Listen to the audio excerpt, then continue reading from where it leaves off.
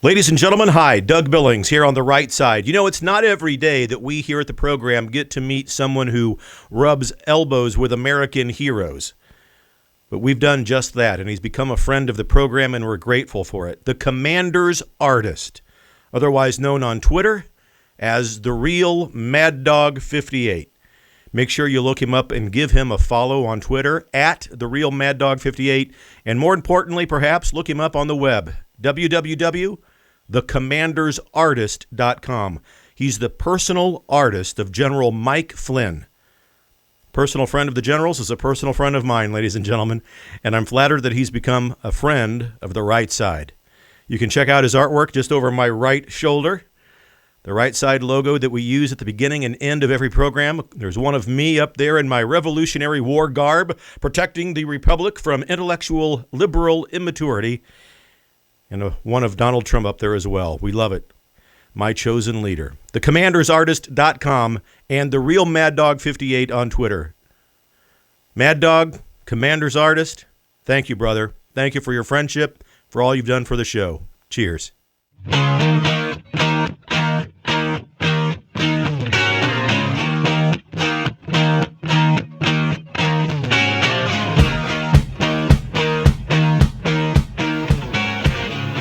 During her speech, when Joe Biden was there at her first appearance since being named the vice presidential presumptive nominee, she blatantly lied about our current state of affairs with regards to the economy, and she stated that the economy was wrecked by President Trump.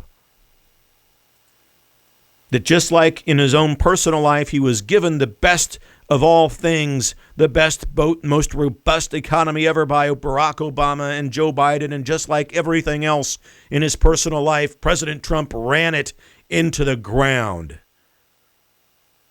Kamala Harris, that, madam, is a lie. And you know better than that. There were two things that crippled our economy: the Chinese virus and the new Democratic Socialist Party, who mandated wildly unnecessary economic shutdowns that he inherited the best economy ever and ran it into the ground. How dare she? The good news is, of course, the vast majority of people in this country have common sense, and they know that that was a lie.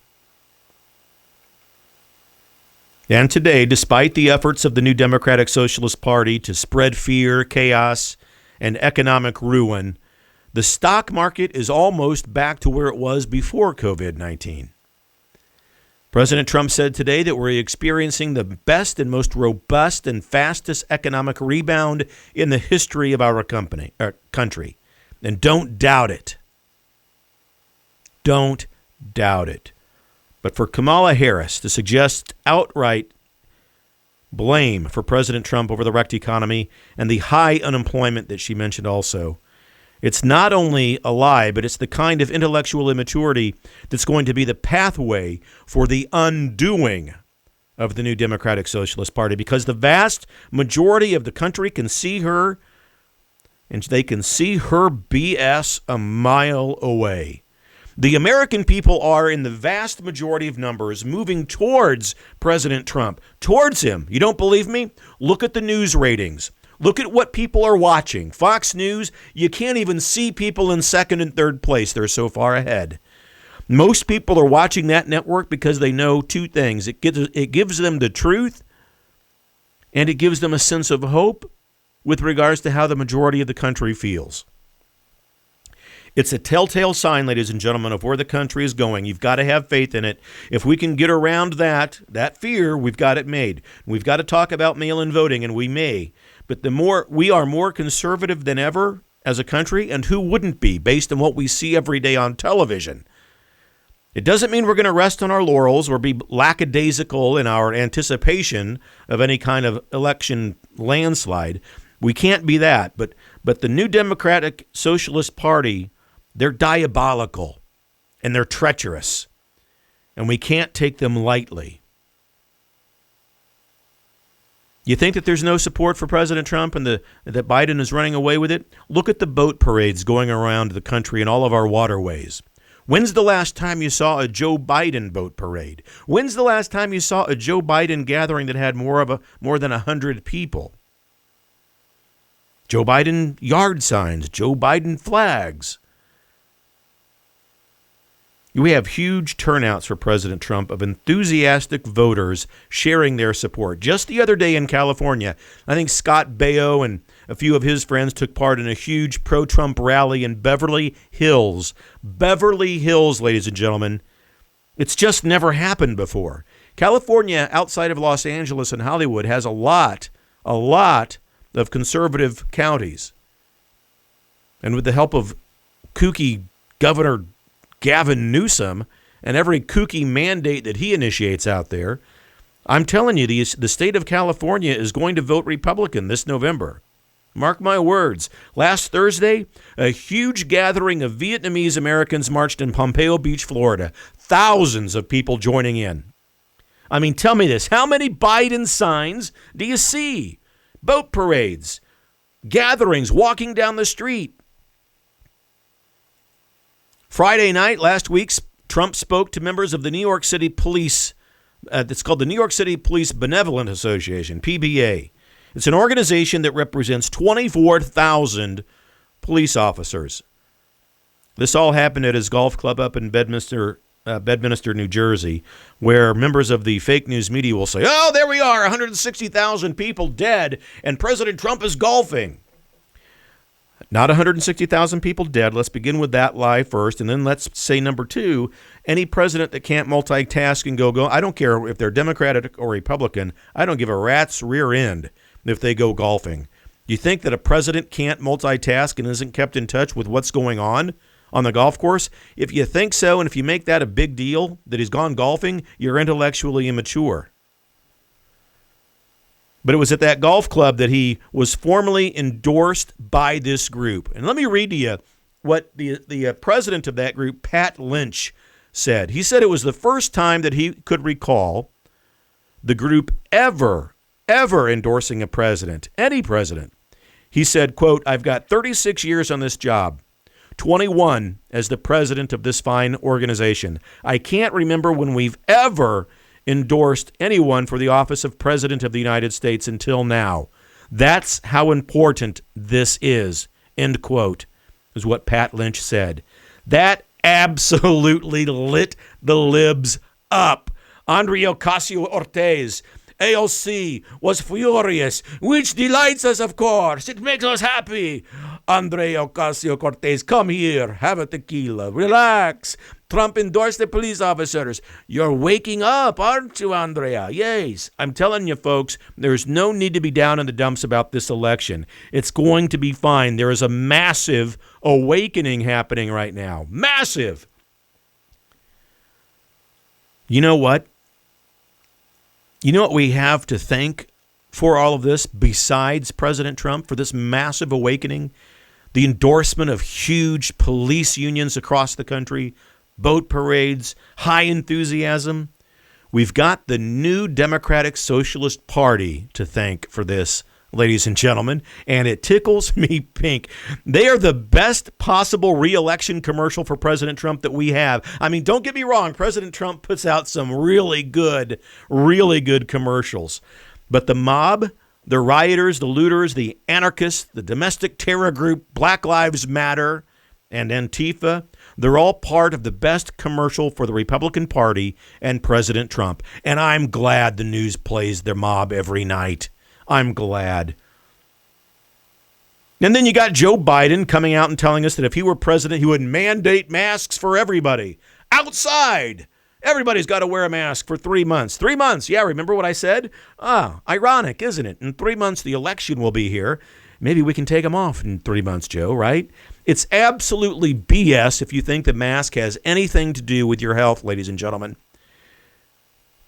What he's signaling is that the mask mandate is not about your health. It's about keeping chaos raining down until the election. In chaotic times, people tend to want change, right?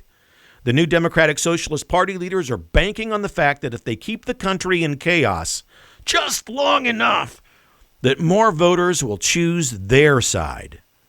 See, in a real way, the new Democratic Socialist Party has always been about chaos. Ever since Trump announced his candidacy, they've been about inserting chaos into the country. Chinagate equals chaos, ladies and gentlemen. Russian collusion equals chaos. The Mueller report, chaos. Impeachment, chaos.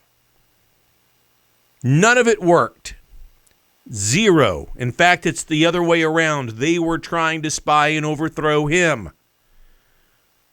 Then COVID-19 equals chaos. The mob, riots, equals chaos. Anarchy, chaos. Anything we can do to destabilize the country and blame it on President Trump.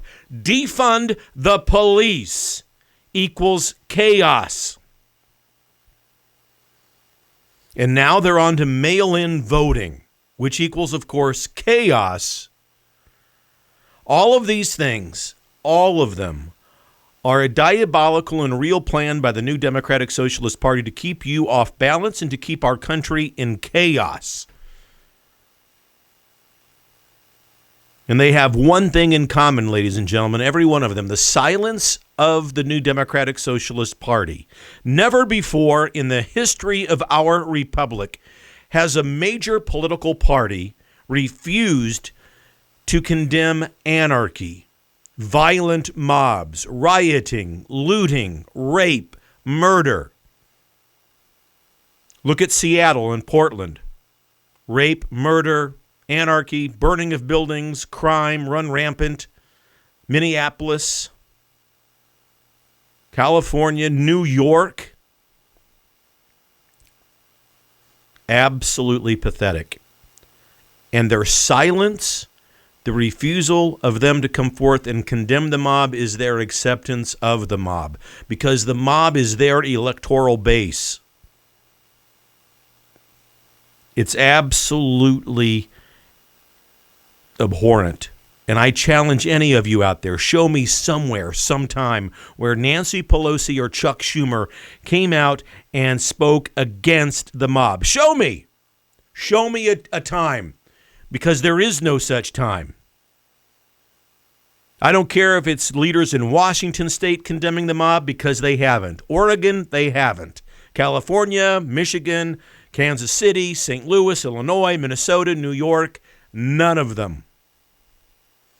And every one of the new Democratic Socialist leaders in those communities are culpable for every amount of crime, death, murder, and rape that has happened. Because, ladies and gentlemen, every day that a city in America burns because of the mob and the endorsement by silence or otherwise of the leadership of the new Democratic Socialist Party is another day whereby thousands of people leave that party. It's another day whereby thousands of independent voters, libertarian voters, people that have never voted before in their lives turn towards the Republican Party and vote Republican because they understand. They have common sense. They have intellectual maturity. They don't want socialism, Marxism, and communism. And they understand, although it might begrudge them and although it might hurt for them to have to admit that for once in their lives they're going to vote Republican, they understand that it's that vote that stands between anarchy and the American Republic. And they're going to do it. So that's the hope with which we will end the program today, ladies and gentlemen. Whether or not you're listening on one of the many and all of the podcast platforms in the country or you're watching on YouTube. Today, there are far more rational, common-sense Americans out there than there are members of the mob. With every kook outdoor mask mandate, which has no scientific basis for health, with every day the new Democratic Socialist Party leadership refuses to condemn the mob, and every day that Joe Biden stays in his basement, and every day that he and Kamala refuse to answer questions, the entire country moves towards the Republican Party. You can count on it. Divine Providence has called Donald Trump to lead the country at this time with these issues at hand. Who else can you imagine that could handle this? But believe it. And I also want you to know that you are blessed, ladies and gentlemen. The entire country is blessed. You are blessed. You look at that pack of blessings on your back and it's abundant. All you have to do is have perspective. And although it may tempt you to be depressed or despondent or worried about what you see on the news every night, don't be. Don't be, because those challenges, those adversities, and that stuff that you see on TV are blessings waiting to be born. Every hour, every second and minute that the mainstream fake news media shows those stories of anarchy, burning, rape, rioting, and looting, every second they're shown, it moves the country towards the good. It moves the country towards the right side. And we here at the right side with Doug Billings pray for you. We pray for the country because we know that it's the best, most moral and ethical country on the planet. We have nothing to apologize for. Yeah, you have a pack of blessings on your back. You do. And so does the entire country. My prayer is that you recognize it. And we pray for the health and the safety of President Trump. Our hearts go out to him and his family tonight. After the passing of his brother, we will stand strong and we will stand together. And you will see that we will be nudged, all of us, closer together in commonality because of the craziness of the new Democratic Socialist Party. May God continue to bless you. May God continue to bless and guide the United States of America. And please subscribe to this program. Click that subscribe button on every podcast platform out there and over on YouTube as well. We've got to keep this message going. We have to keep the hope going. We have to bring people to the right side. Good night.